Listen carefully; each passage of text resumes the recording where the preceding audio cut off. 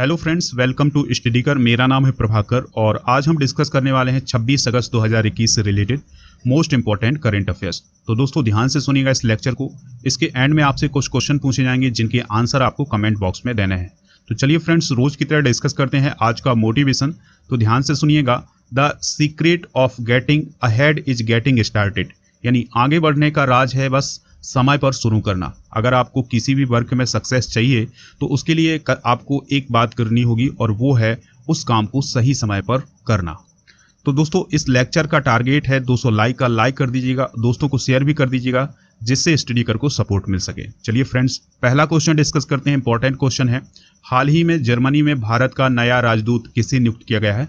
तो दोस्तों हाल ही में भारत का नया राजदूत जर्मनी में नियुक्त किया गया है हरीश पारवाथनी को। किसे दोस्तों? हरीश पारवाथनी को। विदेश मंत्रालय ने बताया है कि हरीश पारवाथनी को जर्मनी में भारत का राजदूत बनाया गया है। बात करते हैं दोस्तों हरीश पारवाथनी की, तो यह इंडियन फॉरेन सर्विस के 1990 बैच के ऑफिसर हैं और फिलहाल विदेश मंत्रालय के दिल्ली मुख्यालय में अतिरिक्त सचिव के रूप में कार्य कर रहे हैं। अब हम उन देशों की भी बात कर लेते हैं दोस्तों जहां पर भारत के राजदूत हैं। तो चलिए जानते हैं कि किस देश में भारत के राजदूत कौन है। जैसे ऑस्ट्रेलिया में, तो ऑस्ट्रेलिया में मनप्रीत बोहरा है राजदूत या एम्बेसडर दोस्तों। बांग्लादेश में विक्रम दोराई स्वामी हैं। कनाडा में है अजय बिसारिया और चीन में भारत के राजदूत हैं या एम्बेसडर हैं विक्रम मिस्री। फ्रांस में जावेद अशरफ हैं। इजराइल में पवन कपूर हैं। इटली में रीनत संधू हैं दोस्तों। इसके अलावा यूनाइटेड किंगडम में गायत्री इस्सर कुमार हैं भारत के एम्बेसडर और संयुक्त राज्य अमेरिका में तरनजीत सिंह संधू भारत के एम्बेसडर हैं। चलिए फ्रेंड्स, कुछ और जानकारी डिस्कस करते हैं। तो यहाँ पर बात आई है जर्मनी की, तो जर्मनी के बारे में डिस्कस करते हैं।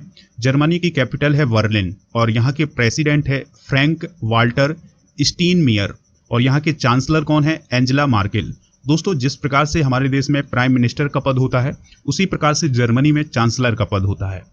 जर्मनी की बात करें तो यह मध्य यूरोप का एक देश है और यह रूस के बाद यूरोप का दूसरा सबसे बड़े आबादी वाला देश है। यानी फर्स्ट नंबर पर यूरोप में रूस है और दूसरे नंबर पर कौन है दोस्तों? जर्मनी है जिसमें सबसे अधिक आबादी है। और इसके अलावा यूरोपीय यूनियन का सबसे अधिक आबादी वाला सदस्य देश है। दोस्तों जर्मनी की बात करें तो जर्मनी के उत्तर में है बाल्टिक सागर और दक्षिण में आल्प्स पर्वत है। जर्मनी एक मजबूत अर्थव्यवस्था है और यूरोप की सबसे बड़ी अर्थव्यवस्था है। जीडीपी के आधार पर अगर हम बात करें तो जीडीपी के आधार पर दुनिया की चौथी सबसे बड़ी अर्थव्यवस्था कौन है दोस्तों? जर्मनी है। जर्मनी संयुक्त राष्ट्र, नाटो और G7 और G20 जैसे समूहों का सदस्य है। चलिए फ्रेंड्स, जर्मनी के कुछ महत्वपूर्ण पड़ोसी देशों की बात करते हैं। तो जर्मनी के पड़ोसी देश हैं पोलैंड, डेनमार्क, नीदरलैंड, चेक रिपब्लिक, ऑस्ट्रिया, स्विट्जरलैंड और फ्रांस जर्मनी के क्या है? पड़ोसी देश हैं। अगला क्वेश्चन डिस्कस करते हैं। इंपॉर्टेंट क्वेश्चन है, हाल ही में बांचुआ महोत्सव 2021 किस स्टेट में मनाया गया है? तो दोस्तों बांचुआ महोत्सव 2021 मनाया गया है असम स्टेट में। दोस्तों असम के जो तिवा आदिवासी होते हैं वो वांचुआ महोत्सव मनाते हैं और इसमें वो अपने पारंपरिक डांस का प्रदर्शन करते हैं। यह त्यौहार तिवा आदिवासियों के द्वारा अपनी अच्छी फसल के लिए मनाया जाता है। अब हम बात करते हैं तिवा आदिवासियों की। तो दोस्तों तिवा आदिवासियों को लालुंग के नाम से भी जाना जाता है और यह असम और मेघालय राज्यों में पाए जाते हैं। इसके अलावा इनकी कुछ संख्या अरुणाचल प्रदेश और मणिपुर में भी पाई जाती है। जो असम स्टेट है दोस्तों, इन्हें उस स्टेट में अनुसूचित जनजाति का दर्जा मिला हुआ है और तिवा आदिवासी झूम या स्थानांतरी खेती के लिए प्रसिद्ध हैं। दोस्तों असम के कुछ महत्वपूर्ण लोक नृत्यों की बात कर लेते हैं। तो असम के कुछ महत्वपूर्ण लोक नृत्यों में पहला नृत्य है दोस्तों बिहू नृत्य। तो बिहू एक समूह नृत्य है जिसमें पुरुष और महिलाएं एक साथ नृत्य करते हैं। दूसरा है दोस्तों बागुरुम्बा। बागुरुम्बा जो नृत्य है वो बोडो जनजाति के द्वारा किया जाता है। किस जनजाति के द्वारा किया जाता है? बोडो जनजाति के द्वारा। फिर है दोस्तों भोरट नृत्य। तो यह असम राज्य में सबसे लोकप्रिय नृत्यों में से एक है जिसे नारहरी बूढ़ा भगत ने विकसित किया था। फिर है दोस्तों झूमुर नृत्य। झूमर नहीं दोस्तों, झूमुर नृत्य। तो यह झूमुर आदिवासियों के द्वारा या चाय जनजाति समुदाय के द्वारा किया जाने वाला नृत्य है। इसमें युवा लड़कियां और लड़के एक साथ नृत्य करते हैं। बात आई है दोस्तों असम की। तो असम के गवर्नर कौन है? जगदीश मुखी हैं और असम के चीफ मिनिस्टर हैं हिमंता बिस्वा शर्मा। अगला क्वेश्चन डिस्कस करते हैं। इंपॉर्टेंट क्वेश्चन है, भारत ने अफगानिस्तान से भारतीयों को वापस निकालने के लिए ऑपरेशन का नाम क्या रखा है? तो दोस्तों उस ऑपरेशन का नाम है ऑपरेशन देवी शक्ति। अफगानिस्तान पर तालिबान के कब्जे के बाद भारत सरकार अफगानिस्तान में फंसे भारतीय नागरिकों को बाहर निकालने का काम कर रही है। काबुल से भारतीय नागरिकों को और अफगान सहयोगियों को सुरक्षित लाने के लिए इस मिशन का नाम ऑपरेशन देवी शक्ति रखा गया है। यानी जो अफगानिस्तान है वहां से भारतीय नागरिकों को निकाला जा रहा है। इसके अलावा अफगान के जो सहयोगी हैं उनको भी सुरक्षित बाहर निकाला जा रहा है। तो उसके लिए जो भारत के द्वारा ऑपरेशन चलाया जा रहा है उसका नाम क्या रखा गया है? ऑपरेशन देवी शक्ति। दोस्तों, ऑपरेशन देवी शक्ति 16 अगस्त से शुरू हुआ था और अब तक लगभग 626 लोग भारत लाए गए हैं।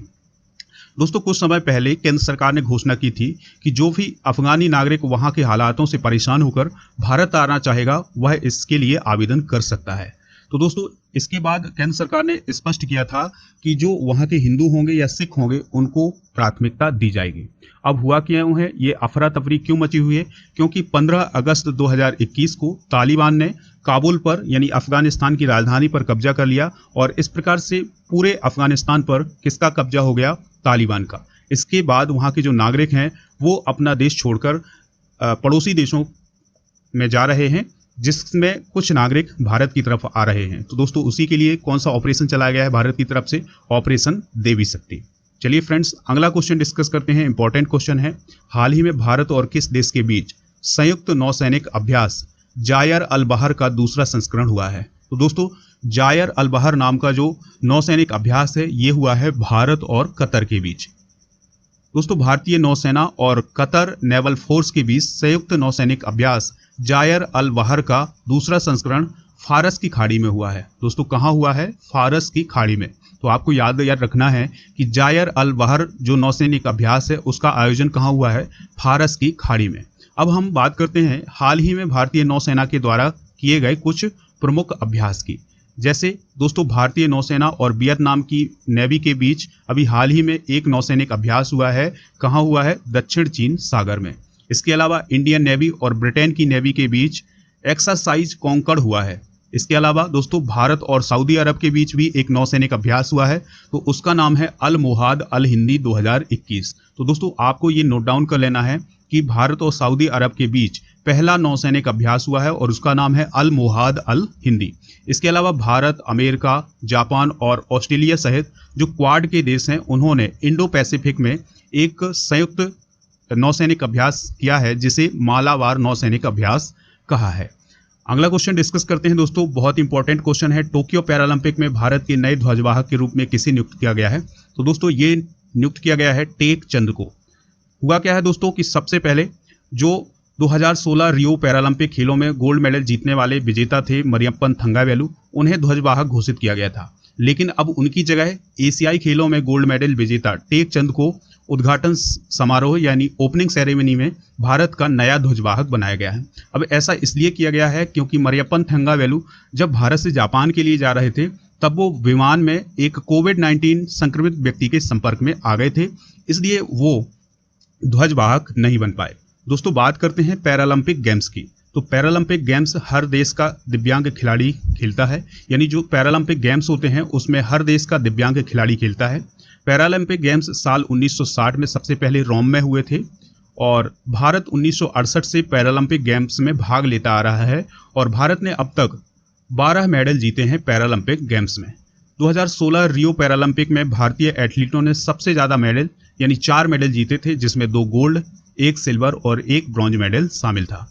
रियो के अलावा दोस्तों 1984 में न्यूयॉर्क में हुए पैरालंपिक गेम्स में भी भारत को 4 मेडल मिले थे, लेकिन उसमें एक भी गोल्ड शामिल नहीं था। तो इसलिए जो 2016 का रियो पैरालंपिक है वो भारत के लिए अब तक का सबसे सफल पैरालंपिक था। दोस्तों, अब हम बात करते हैं 2020 ग्रीष्मकालीन पैरालंपिक की, जो कि टोक्यो में हो रहे हैं, जापान की राजधानी टोक्यो में हो रहे हैं और यह ग्रीष्मकालीन पैरालंपिक का 16वां संस्करण है। अब बात करें कि यह 2020 के ग्रीष्मकालीन पैरालंपिक कब से कब तक होंगे, तो यह 24 अगस्त से 5 सितंबर 2021 के बीच संपन्न होंगे। 1964 खेलों के बाद टोक्यो दूसरी बार इन खेलों की मेजबानी करेगा और कुल मिलाकर यह जापान में आयोजित होने वाला तीसरा पैरालंपिक होगा, क्योंकि इसने यानी टोक्यो ने 1998 में शीतकालीन पैरालंपिक की भी मेजबानी की थी। तो दोस्तों, इस प्रकार से टोक्यो में यानी जापान में कितने पैरालंपिक हो चुके हैं? 3 पैरालंपिक, यानी 2 ग्रीष्मकालीन पैरालंपिक और 1 शीतकालीन पैरालंपिक 1998 में हो चुका है। 2020 के खेलों में बैडमिंटन और ताइक्वांडो की शुरुआत होगी। यानी दोस्तों 2020 के जो पैरालंपिक होंगे उसमें बैडमिंटन और ताइक्वांडो को भी शामिल किया गया है।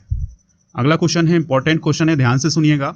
विश्व जल सप्ताह यानी वर्ल्ड वाटर वीक 2021 कब से कब तक मनाया गया? तो यह मनाया गया है दोस्तों 23 से 27 अगस्त के बीच। दोस्तों विश्व जल सप्ताह 2021 का आयोजन 23 से 27 अगस्त के बीच किया गया है और यह डिजिटल रूप से किया गया है। दोस्तों विश्व जल सप्ताह वैश्विक जल मुद्दों और अंतर्राष्ट्रीय विकास से संबंधित चिंताओं को दूर करने के लिए साल 1991 से स्टॉकहोम अंतर्राष्ट्रीय जल संस्थान द्वारा आयोजित किया जाता है, जो कि हर साल आयोजित किया जाता है।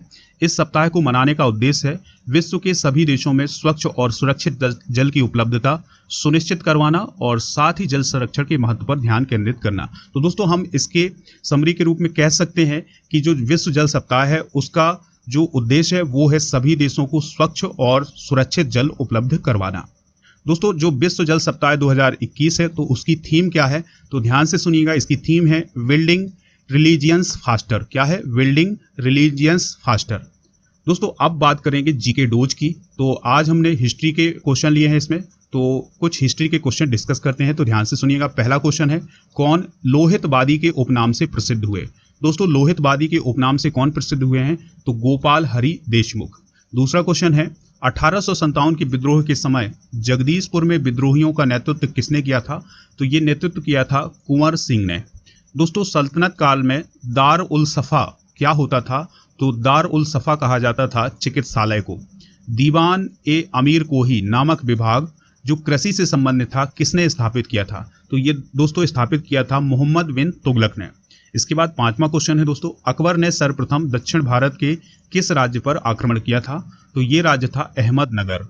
दोस्तों छठवां क्वेश्चन है, पानीपत के तृतीय युद्ध के समय पेशवा कौन थे? तो बालाजी बाजीराव पानीपत के तृतीय युद्ध के समय पेशवा थे। सातवां क्वेश्चन है, विक्रमशिला महाविहार की स्थापना किस वंश के शासकों के द्वारा करवाई गई थी? तो ये पाल वंश के शासकों के द्वारा करवाई गई थी।